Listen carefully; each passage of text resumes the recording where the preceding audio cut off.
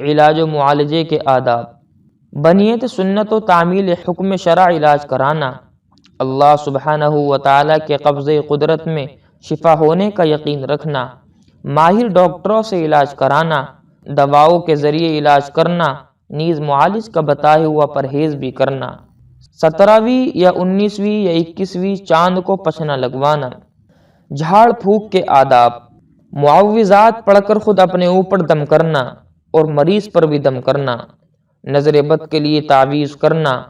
سحر سے حفاظت کے لیے یہ الفاظ پڑھنا: اعوذ بوجہ اللہ العظیم الذی لیس شیء اعظم منہ وبکلمات اللہ التامات التی لا یجاوزہن بر ولا فاجر وباسماء اللہ الحسنى کلہا ما علمت منہا وما لم اعلم من شر ما خلق وبرأ وزرع۔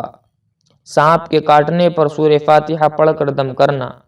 اللہ تعالیٰ سے دعا ہے کہ اللہ رب العزت ہم سب کو ان تمام باتوں پر عمل کرنے کی توفیق عطا فرمائے، آمین۔